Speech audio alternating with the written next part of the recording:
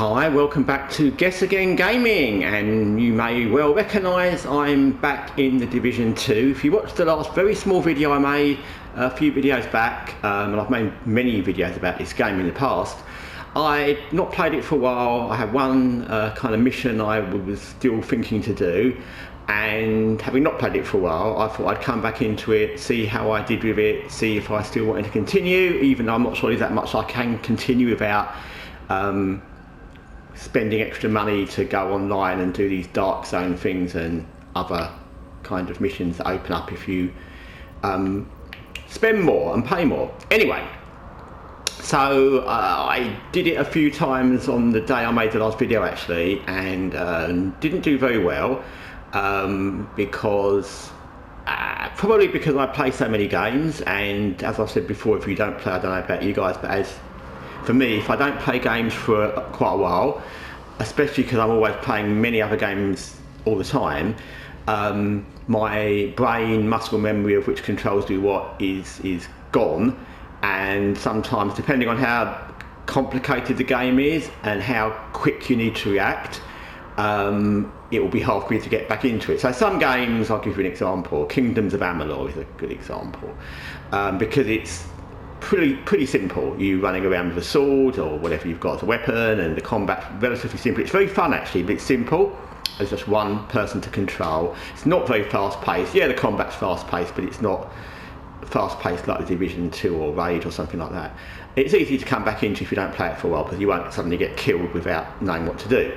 But games like this, where there's multiple enemies and multiple weapons and things to do and people shooting at you from all over the place, it's hard to get back into if you don't remember the way it is and exactly how you played it. And I was finding that. So I gave it a few days off, and I came back into it today, and there is me. You can see me there on the floor. I don't look very well.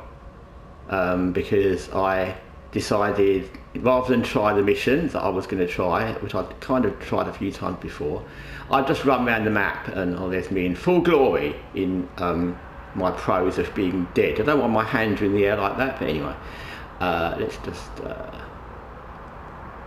get out of that. But anyway, yeah, I got killed again just kind of running around the map, because I couldn't remember fast enough which different controls did what and what I was trying to do. And obviously when I played this game, which I played tons, I would have known. So I decided that I don't need to continue this. I think I've played it tons.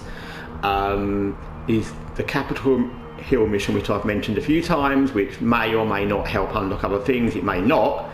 And I don't think that, having not played it for quite a while, I'm going to be ready for that mission. Having played many of the main kind of missions of destroying the main areas or taking the main areas back, they're never simple. They're usually complicated. They usually mean getting killed quite a few times, and that's when I was playing the game almost daily. So I just don't think that I'm going to be up to that, if that makes sense. So, and also something I've mentioned on this channel a lot, and obviously for everybody, I play a lot of games, and there's a lot of games to play. So how much time I want to devote to one game just ongoing in life is you know, is questionable. The Watch Dogs Legion is probably the exception to that. Even games that I've played tons, like XCOM, at a certain point I want to play other turn-based games, and I'll remove XCOM and delete it from my library for a while.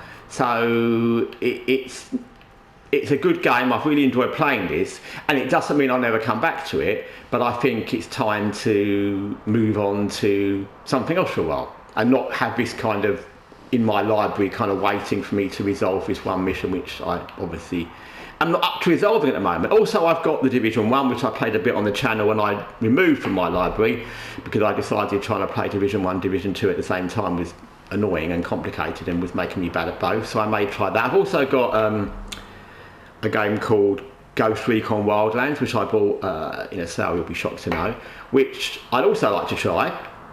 And that's not counting loads of other games that I've either played a little bit on the channel or never played. I've got other games I've never even tried. So yeah, I think that I'll give this a miss for a while. Part of the reason, as I explained in previous videos, is this game just takes up tons of space in your library memory, and it's always updating itself, so it takes up even more space all the time. And to have that amount, if it took up like 10 gigabytes in the memory, I'd just leave it there and try it again at some point, not too long in the distant future maybe, but it takes up tons of memory. So yeah, I think I'll give it a miss. Whether or not I'll come back to it, I don't know. Maybe if I play Ghost Recon or Division 1, that'll get me back into this kind of game and I'll suddenly want to play this again, I don't know. But at the moment, he said doing a backflip. I'm going to leave this, I'm going to move on to other games, possibly other Division sort of games, just other games. And like I said, I've really enjoyed all the time I spent with the Division. I would absolutely recommend it as a game if you like this kind of game. I've played it tons, I've not regretted any of it.